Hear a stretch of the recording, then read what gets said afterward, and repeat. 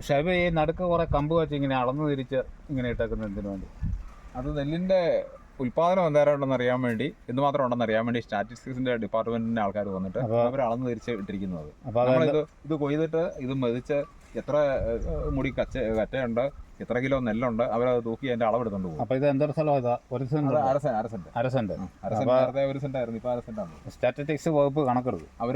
അവർ വന്നെടുത്ത് കണക്കൊക്കെ എടുത്ത് ഇത് സർക്കാരിലോട്ട് സമർപ്പിക്കണം. അതെല്ലാ നെല്ലിൻ്റെ സാമ്പിൾ എടുക്കണം. ഈ നടൻ നെല്ല് ഇവിടെ മാത്രമേ ഉള്ളൂ, നമുക്ക് മീനച്ചി താലൂക്കിൽ ഇവിടെ മാത്രമേ ചെയ്തിട്ടുള്ളൂ. അവർ കൃഷിഭവൻ വഴി എന്നിട്ട് അതിൻ്റെ ഡീറ്റെയിൽസ് എടുത്തിട്ടാണ് ഇവർ വരുന്നത്. ഇവർ എവിടുന്നാണ് വരുന്നത്? ഇവർ പാലായെന്നാണ് വരുന്നത്. മീനച്ചി താലൂക്കിൻ്റെ ഓഫീസറും അതിൻ്റെ ഓഫീസിലെ അതിൻ്റെ ആൾക്കാരും ഓഫീസറും എല്ലാമാണ് വരുന്നത്. അപ്പോൾ ഇങ്ങനെ ആദ്യം വരുന്നതാണ് ഇവിടെ? അല്ല, അത് എല്ലാ വർഷവും ഉണ്ട്. അപ്പോൾ നെൽകൃഷിയുടെ എങ്ങനെ കണക്കെടുക്കും? നെൽകൃഷി എന്നല്ല, എല്ലാ കൃഷി എൻ്റെ ഈ നെല്ലിൻ്റെ കപ്പയുടെ എടുത്തിട്ടുണ്ട്. അത് എല്ലാ കൃഷിയുടെ എന്തുമാത്രം വിളവിടെ കിട്ടിയെന്നുള്ളത് നമ്മൾ അതിൻ്റെ പറയും. സർക്കാരിന് കണക്ക് കിട്ടുന്നത് ഈ സാമ്പിൾ എടുത്തിട്ടാണ്. ആ കണക്കിന് വേണ്ടി അങ്ങനെയാണ് എനിക്ക് തോന്നുന്നത്. ഇതിൻ്റെ ഓഫീസർമാർ ഇന്ന് ഇവിടെ എത്തിച്ചേർന്നിട്ടുണ്ട്. അന്നേരം അവരിതിൻ്റെ കൂടുതൽ ഡീറ്റെയിൽസ് ആയിട്ടുള്ള എനിക്ക് അതിനെപ്പറ്റി അറിയത്തില്ല. നമ്മൾ കൊയ്ത് കൊടുക്കാൻ പറയുമ്പോൾ കൊയ്ത് അങ്ങോട്ട് കൊടുക്കുന്നു. എൻ്റെ പേര് ഷിബു എസ്. മീനച്ചിൽ താലൂക്ക് സ്റ്റാറ്റിസ്റ്റിക്സ് ഓഫീസിലെ സ്റ്റാറ്റിസ്റ്റിക്കൽ ഇൻസ്പെക്ടറാണ്.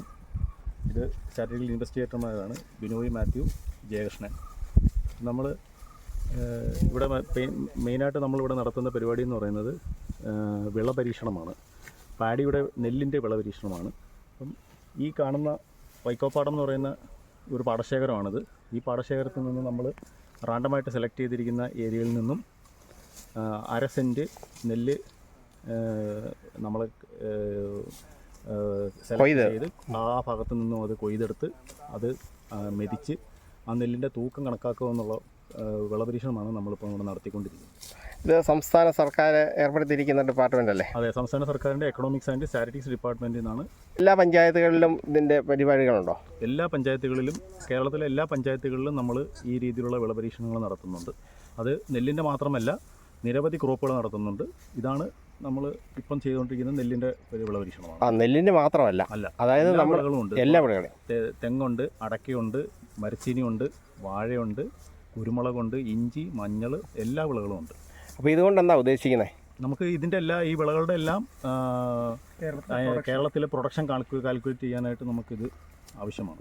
അപ്പം അതായത് നമ്മുടെ ഇവിടുത്തെ കൃഷികളുടെ സ്ഥിതിവിവര കണക്കുകൾ കൃത്യമായിട്ട് നിങ്ങളുടെ കയ്യിലുണ്ട്? ഉണ്ട്, അതെ. അത് ആവറേജ് എടുക്കുകയാണല്ലേ? അതെ അതെ അതെ. അപ്പോൾ ഒരു പഞ്ചായത്തിൽ എത്ര സ്പോട്ടുകളാണ് ഇത് നിങ്ങളിത് ഐഡൻറ്റിഫൈ ചെയ്യുന്നത്?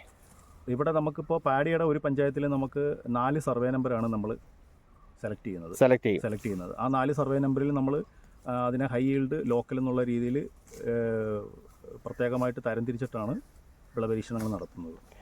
ഇപ്പോൾ ഇത് നമ്മുടെ നാടൻ ഇനമല്ലേ? അതെ അല്ലേ? അതെ. അപ്പോൾ ഈ നമ്മുടെ മീനച്ചി താലൂക്കിൽ നാടൻ ഇനം കൃഷി ചെയ്യുന്ന വേറെ പാടികളുണ്ടോ? വേറെ ഉണ്ട്. വേറെ എത്ര സ്ഥലങ്ങളിലുണ്ട്?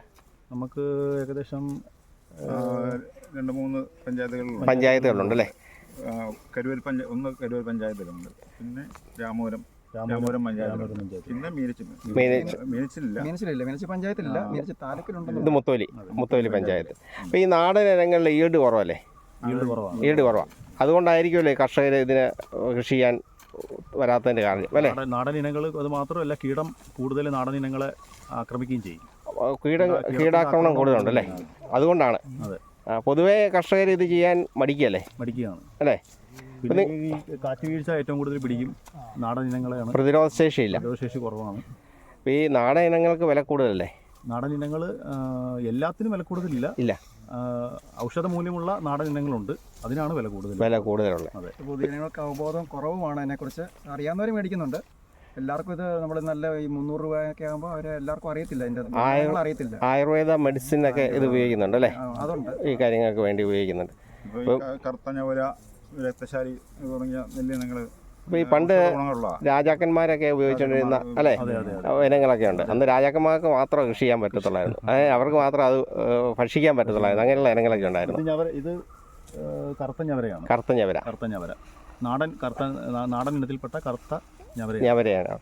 അപ്പോൾ ഇപ്പോൾ ഈ കാണുന്ന 1/2 സെൻറ്റ് സ്ഥലമാണ് ഇപ്പം നമ്മൾ ഇന്ന് കൊയ്തിട്ട് ഇത് മെതിച്ച് അതിൻ്റെ തൂക്കം എടുക്കും. അപ്പോൾ അതിൽ നിന്ന് നമുക്കറിയാം ഈ ഭാഗത്തെ കൃഷി നമുക്ക് ഏകദേശം അറിയാൻ പറ്റും, പ്രൊഡക്ഷൻ എത്രയാണെന്നുള്ളത് അറിയാൻ പറ്റും. ഇത് നാടനാണ്. അപ്പുറത്തൊക്കെ ചെയ്തിരിക്കുന്ന ഹൈബ്രിഡ് അല്ലേ? ഹൈബ്രിഡ് ഇനമാണ്. അപ്പം അതിൻ്റെ ഇതുപോലെ തന്നെ എടുക്കുന്നുണ്ട്. എടുക്കുന്നുണ്ട്. അപ്പോൾ ആ കൃത്യമായിട്ട് അറിയാൻ പറ്റും അല്ലേ? ഏരിയ ആദ്യം നമ്മൾ എടുത്ത് വെച്ചിട്ടുണ്ട്, എത്ര കൃഷി ചെയ്തിട്ടുണ്ടെന്ന് മൊത്തം ഈ പഞ്ചായത്തിൽ എത്ര ഏരിയ കൃഷി ചെയ്തെന്ന് നമ്മൾ എടുത്ത് വെച്ചിട്ടുണ്ട്. പ്രൊഡക്ഷൻ ഇവിടെ നമ്മളിത് നോക്കും, എന്നിട്ട് അത് എസ്റ്റിമേഷൻ എടുക്കുകയും.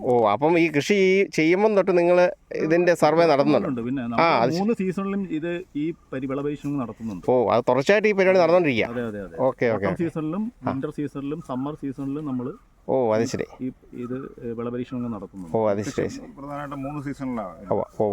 Season, winter season, summer season. അങ്ങനെയാണ് ഇതിന്റെ. ഇപ്പം വിന്റർ സീസണിലാണ്.